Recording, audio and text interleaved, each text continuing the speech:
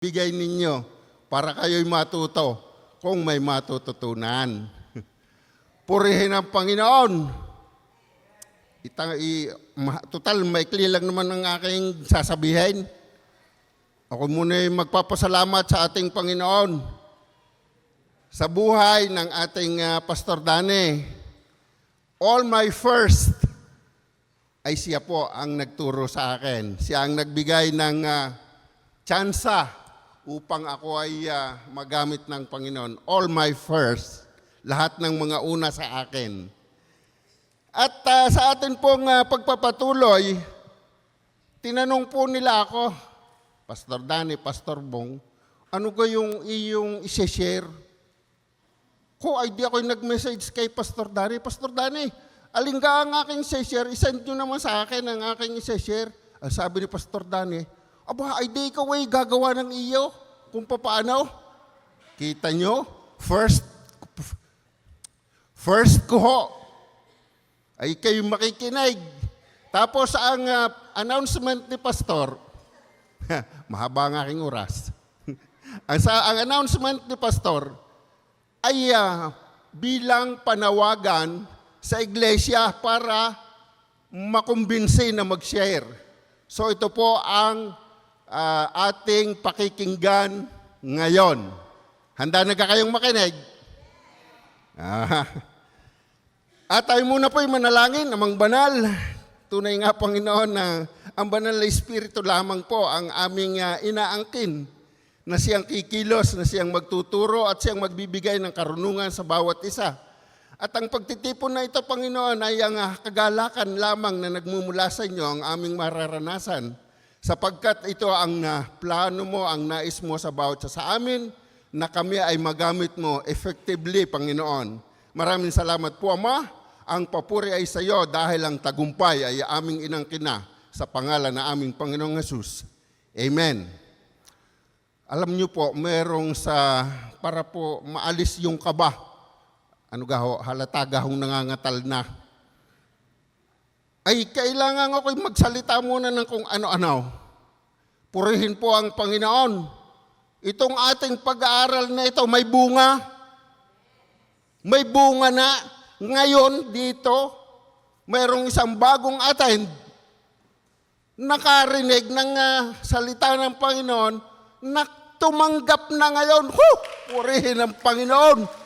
Mayroong ginagawa ang Panginoon sa sandali na ito. Ay, panugari ako'y kinikilabutan na. Sige na, diretso na. Ang tema po ng ating pag-aaral ngayon ay sharing the good news of salvation.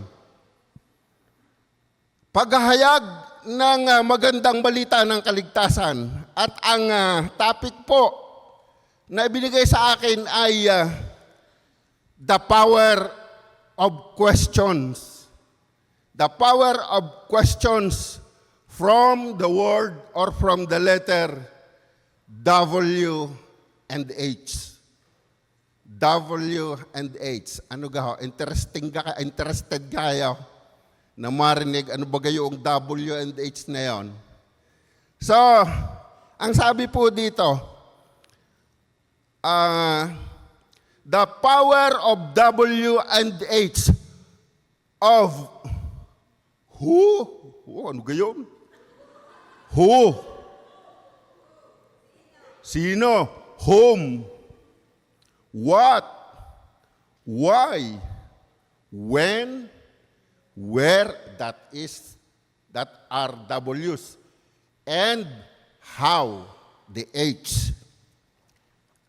To answer these questions means to know and learn the intentions of the questions. Yun na English ko, tama gayaw. Nyo ka nakuha? Bulitin ko para hindi narinig. To answer these questions, yung mga who, whom, what, where, to know and learn the intentions of the question. Para malamanan, bakit ka may mga tanong na ganon? Digahaw. Note that every questions have the answers, which is or are very important. mahalaga ho ang mga sagot sa mga tanong. Gaya ng ito po ay magiging isang additional information, additional understanding, and additional challenge. Kaya po tayo naririto ay nag-training po tayo para tayo magiging effective na tagapaghatid,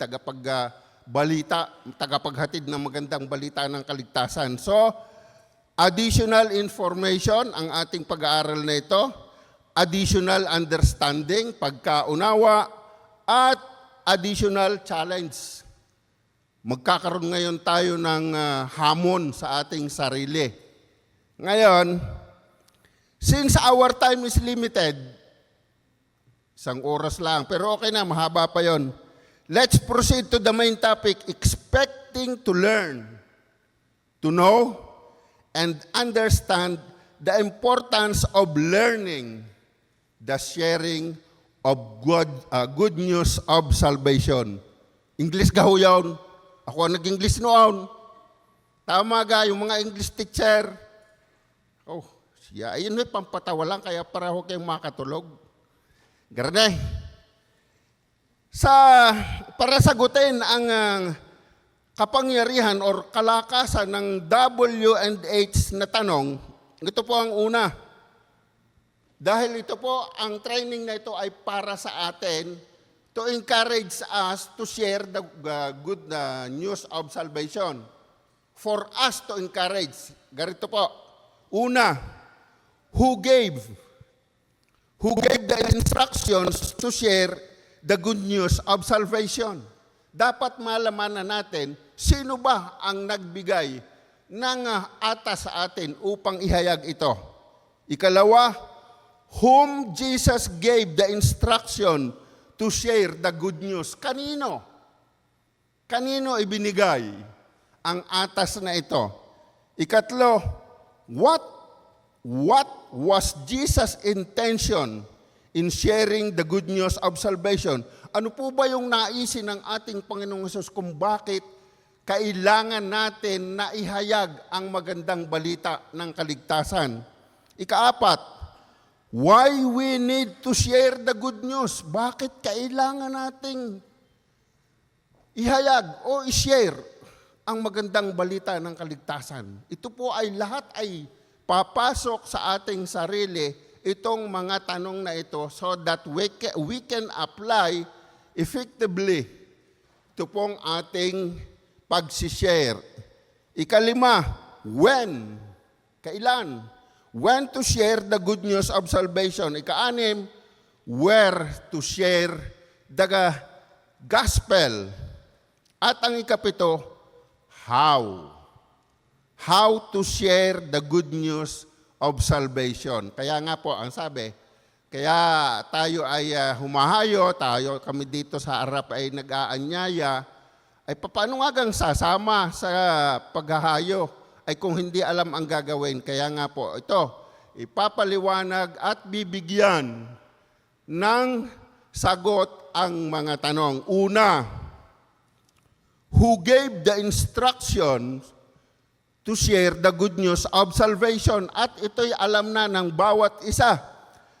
Sa tradisyong Kristiyano, ang pagtuturo na ibahagi ang mabuting balita ng kaligtasan na madalas na tinutukoy bilang ang dakilang utos o ang dakilang ata sa atin, the Great Commission, ay iniuugnay sa nabuhay na maguli na si Jesucristo.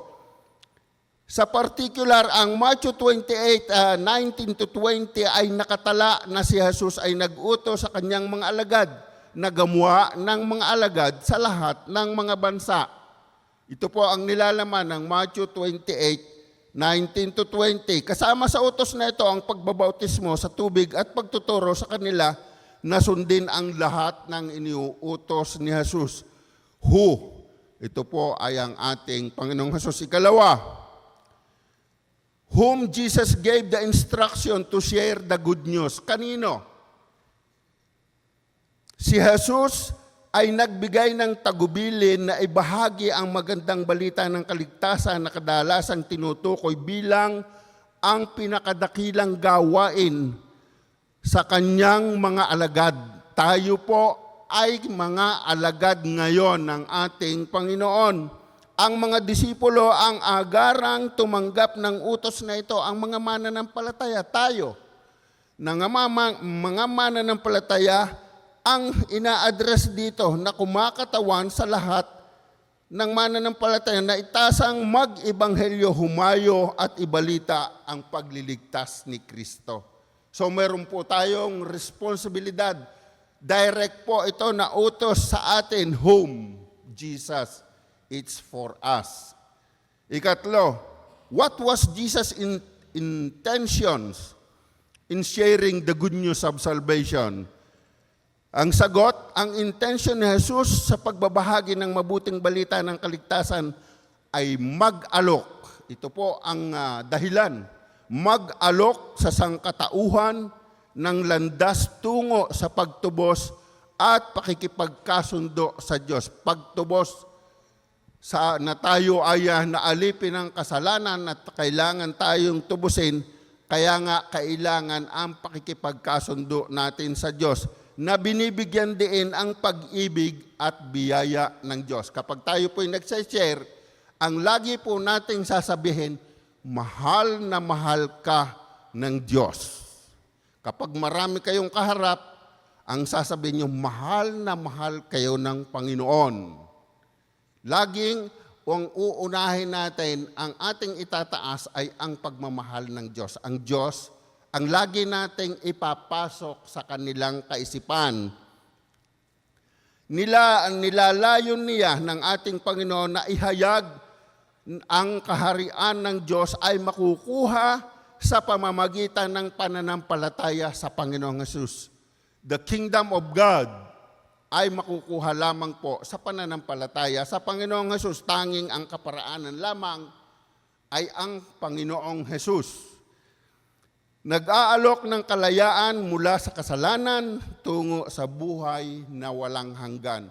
Ito po ay nawa ay magkaroon ng conviction sa atin na yung mga taong nakakaharap natin, kailangan sila'y makalaya kung sila'y hindi pa nakakakilala sa Panginoon.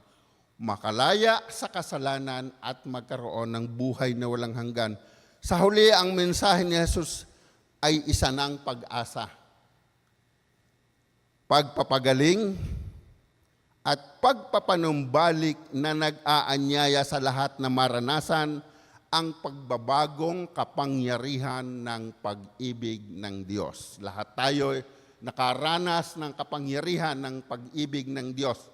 Kaya nga po, sa tanong, what was intentions, ibahagi mo ang nakamtan mong kaligtasan. Question number 4, why we need to share the gospel? Bakit kailangan nating ihayag? Ang sagot, ang pagbabahagi ng mabuting balita ng kaligtasan ay mahalaga. It is vital. Mahalaga dahil tinutupad nito ang utos ni Jesus, ang dakilang gawain, the Great Commission, na nag-aalok ng buhay na walang hanggan at kalayaan mula sa kasalanan sa iba. Ganon din na ito ay nagpapalalim ng sariling pananampalataya. Paano napapalalim ang ating pananampalataya? Sa ating pag-share. Lumalalim lalo ang ating pananampalataya because God is with us when sharing the gospel of salvation. Siya po ang laging nangunguna. Hindi po ang ating karunungan, hindi ang ating kaalaman, kundi hayaan natin ang pagkilos ng banal na Espiritu sa ating pag-share. Huwag po tayong magkakaroon ng takot. Ito ay isang gawa ng pagmamahal. Ito ay isang pagtugon sa naisin ng Diyos sa atin upang ipakita ang pagmamahal ng Diyos sa bawat isa, sa bawat tao. Ng pagsunod, ito is para sa atin. Pagsunod naman natin sa kanyang naisin at pagtugon sa pagnanais ng Diyos na ang lahat ay maligtas para sa kaligtasan ng lahat. Kung bakit, why we need to share the gospel. Para ang makakarinig sa pamamagitan ng banal na Espiritu ay magkaroon ng conviction na tanggapin ang Panginoong Hesus at siya ay maligtas. Kaya po napakahalaga ang ating training na ito. Ito po ay isang pagpapaalala sa bawat isa sa atin na tayo ay kailangan na tumugon sa Matthew 28:19 to 20. Question number 5, when? When to share the good news of salvation? Kailan? Ang mabuting balita ng kaligtasan na kinilala rin bilang ang Ebanghelyo ay dapat na ibahagi sa lahat ng oras, sa lahat, at saan man. Ito ay hindi limitado sa mga tiyak na oras o lugar, bagkus isang patuloy na panawagan sa pagkilos para sa atin na ito ay isang panawagan sa bawat sa atin na mga mananampalataya na nagmumula sa dakilang utos o dakilang gawain na ito ang ating source kung bakit tayo nakasusunod dahil sa pagsunod doon sa Great Commission. Ang ngayon, sa ika-6 na tanong, where to share the gospel? Saan? Ang magandang balita ng kaligtasan ay pwedeng ibahagi sa iba't ibang lugar. Pakatandaan natin, iba't ibang lugar, mapapangpublikong lugar or mapapribadong lugar. Maaaring sa bahay, lugar ng pinagtatrabahuhan, sa school, kahit saan, basta't may pagkakataon. Ako po ay maraming karanasan sa pagsishare ng salita ng Panginoon sa eroplano.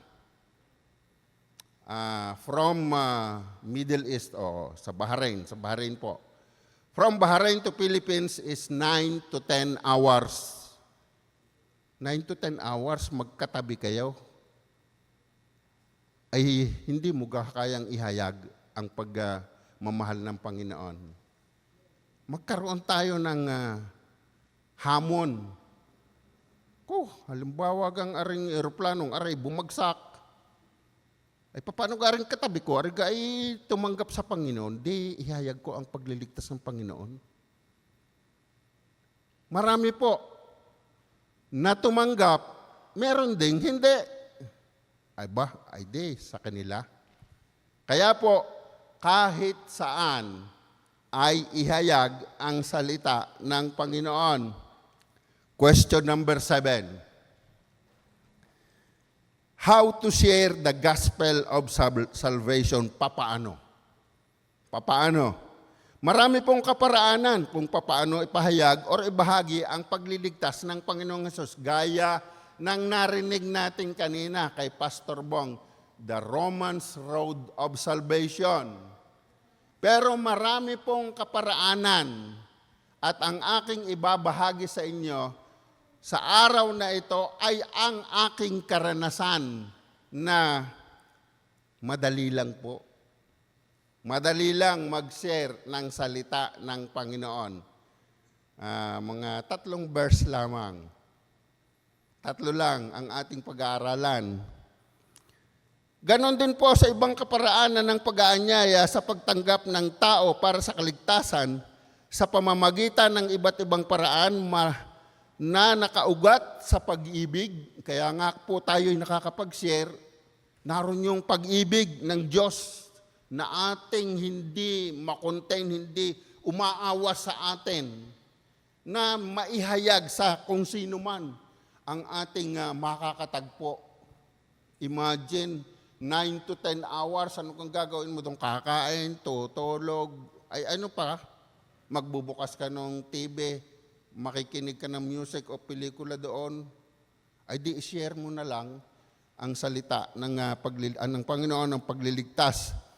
Pagkamahabagin at tunay na koneksyon.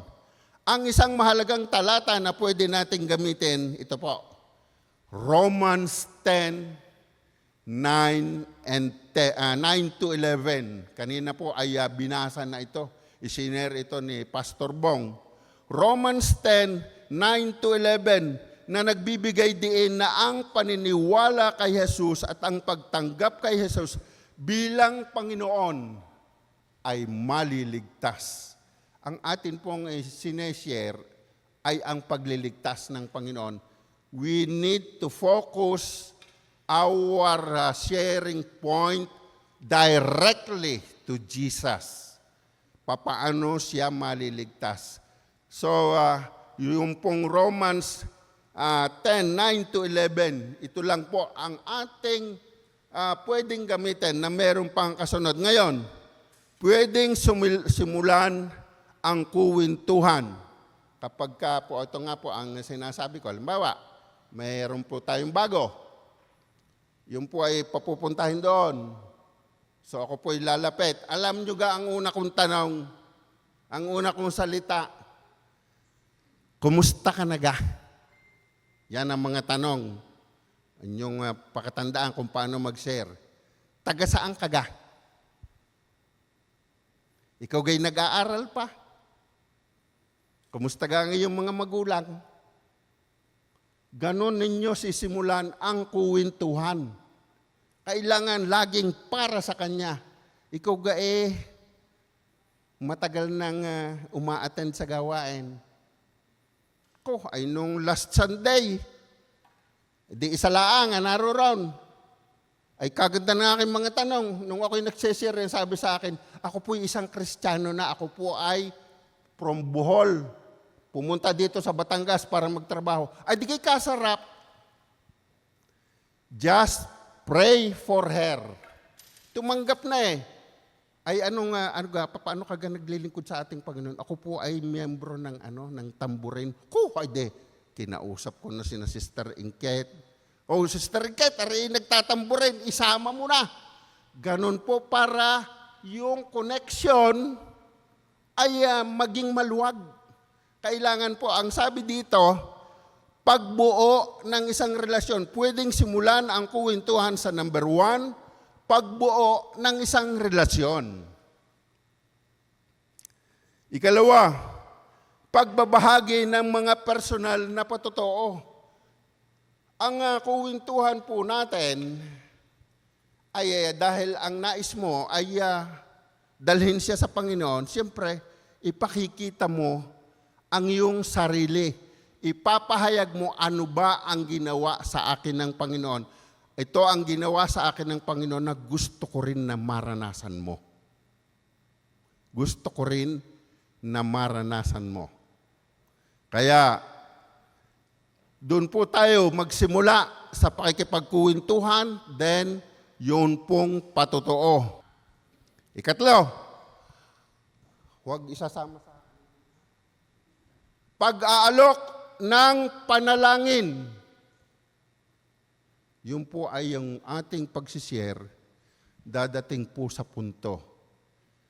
Magkakaroon po ng mga kuwintuhan ng siyempre, nagpatotoo ka. Magsasabi rin siya ng kanyang buhay. Ngayon, aalokin mo, pwede kang ipag-pray kita. Pwede kang tayo'y mag-pray. So doon po nabubuo. Ikaapat, pagpapakita ng pag-ibig ng Diyos. Ito ang ipahahayag natin. Pag-ibig ng Diyos sa pamamagitan ng pagkahabag. Ano ga yung pagkahabag? Ay yung sa Qatar naman. Ako'y galing sa Qatar. Ako'y pauwi. Di katabi ko ay babae. Di sinirang ko. Ay ang kagandahan. Ako'y may kasabay na na kapatiran. Sabi ko, Brad, sige, buksi ang Biblia. Ay kami pinagtatawanan. Yung mga nakakarinig, siyempre, kami tabi-tabi doon Brad, buksi ang Biblia. Kaya po, mahalaga po na yung ating pagkahabag, yung pagkaawa natin, pagbuo ng isang relasyon. Paano bubuuin ang isang relasyon? Tumuon lamang sa pagkilala sa mga tao. Kumusta ka na? Yan. Mag-alok ng tulong sa habang nakikipagkuwentuhan. Kung minsan, alam nyo ga, dadating, ang malimit kong ma-share sa aeroplano, pagdating, financial, uuwi, pinauwi ng amo, walang pera, anong gagawin? Tutulong. Kaya po ang pagmimisyon kasama ang bulsa. Tandaan natin, sa ating paglilingkod, kasama ang bulsa. Pagpapakita o magpakita ng tunay na pagmamahal at pangangalaga. True love and cares. Ang mga ugaling ito ay lumilikha ng magandang pagkakataon para sa natural na pagbabahagi ng Ebanghelyo. Natural na pagbabahagi, huwag pong yung ikay mag-share yung sasabihin mo yung ang itataas mo yung iyong sarili, nakaw. Hindi po. Ang itataas lagi ay ang ating Panginoon. Ikalawa, pagbabahagi ng mga personal na patotoo. Ibahagi kung paano na bago ni Jesus ang iyong buhay na nagpapakita ng kapangyarihan ng kanyang pag-ibig at sakripisyo. Ipahayag ang nakasulat sa Revelation 12:11, pangatlong verse. O pang-apat, 9-11, Romans 10, tatlo, 9, 10, 11. Then Revelation 12:11, apat na verse lamang po.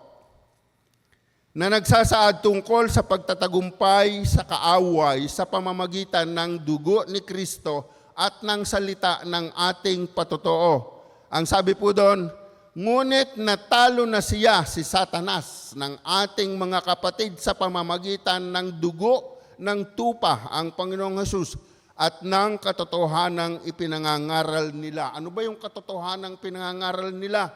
Katotohanan na iniwan nila ang kanilang mahal sa buhay na hindi naman iniwan na talagang left behind, kundi inuna ang Panginoon. Halimbawa, ikaw ay nakakilala sa Panginoon, na-attend ka na, tapos ngayon ang mga magulang mo ipipigilan ka. Huwag kang umattend dyan. Kailangan po ay ipaglaban natin because this is a personal relationship sa Panginoon. Last Friday po, sinalubong kami ng magkaklase. I don't know kung magkaklase. Ang sabi ng isa, hindi na po ako makaka-attend kasi po ako'y pinipigilan. Ang sabi ko, kung pinipigilan ka, okay, obey them, your parents, but huwag kang lalayo sa Panginoon. Ipagpatuloy mo ang iyong pagbabasa ng kanyang salita. Marami pong karanasan kayong mararanasan sa mga bata. Hindi pa po ako nakakaranas ng nag-iiyak. Mayroon pong mga kasamahan natin na ang mga eskwela ay naiyak sa mga problema. Merong mga pagkakataon na tapos na ang oras, hindi pa matapos ang pagsishare dahil sa ganun. Kaya po, yun po ang ating mga patotoo. At ng katotohanan ipinangangaral nila, hindi sila takot na ialay ang kanilang buhay alang-alang sa kanilang pananampalataya. Hindi takot na ialay ang kanilang buhay sa kanilang pananampalataya. Ito po'y nakita natin sa buhay ng mga alagad ng ating Panginoong Hesus. What about us? Kapag tayo, halimbawa, doon po tayo napapunta sa isang bansa na talagang bawal.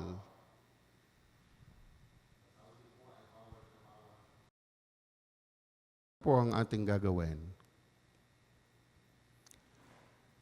Ang naging tanggulan po lamang namin ng pananampalataya ay ang salita ng Panginoon. Totoo po ang salita ng Panginoon. Alam niyo ga po ang aming ginagawa doon.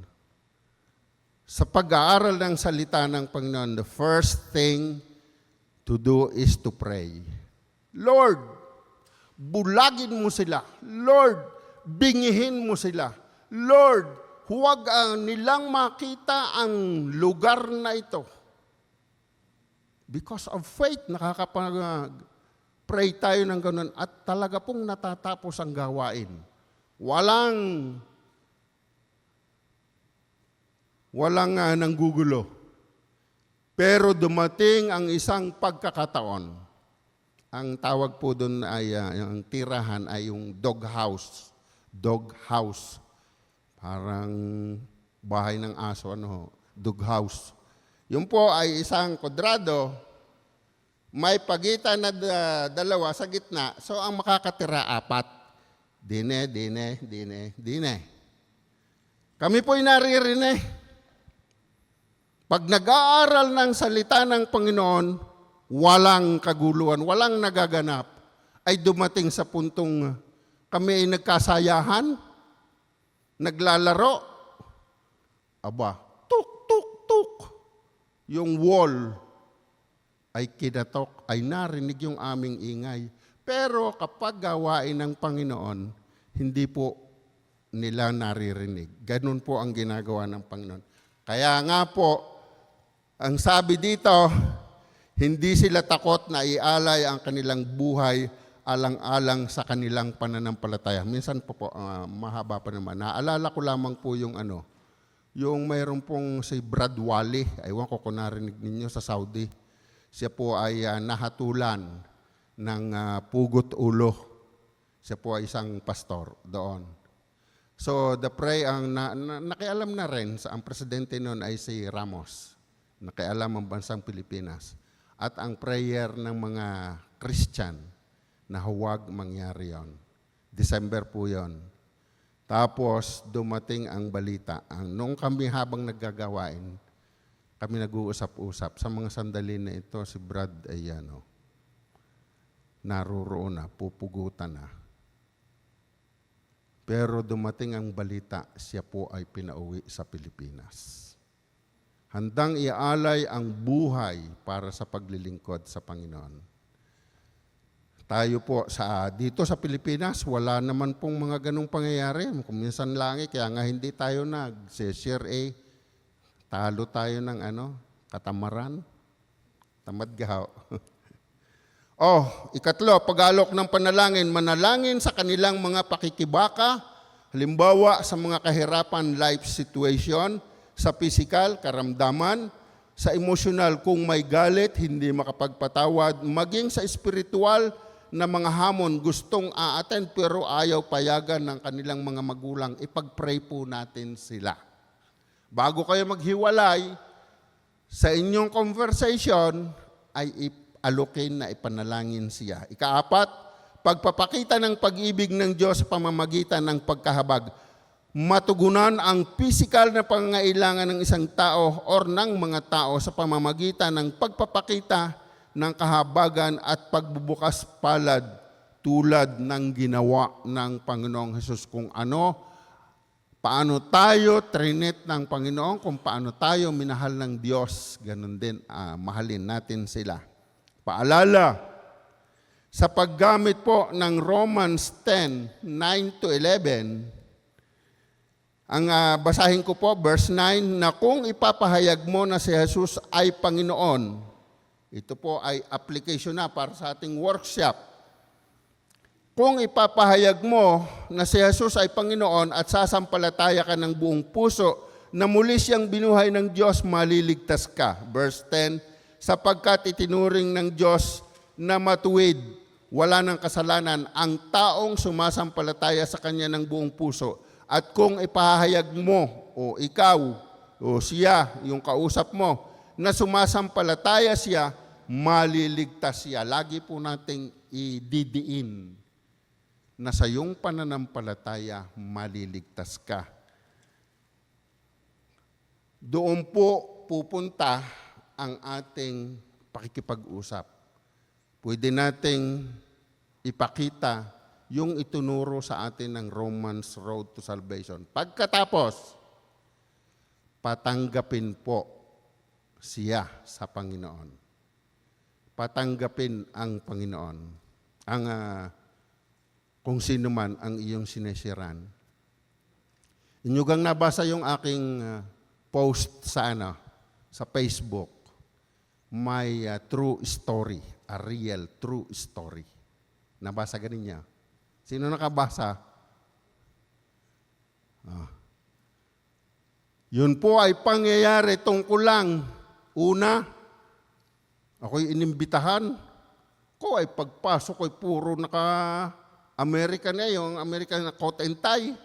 Ay ako'y ordinaryong long sleeve. Ay di siyempre mapapahiya ka. Sabi ko doon sa nag-imbita sa akin, bakit hindi mo sinabing ganyan ang suot? Ay, sagot sa akin, okay lang yan bro.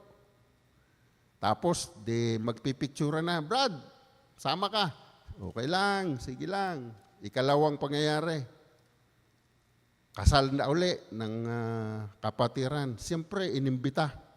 May invitation letter. Kapag ka po yung sa kasal doon, siyempre sa hotel, kailangan pumunta ka, sayang nga invitation Ay may requirement uli.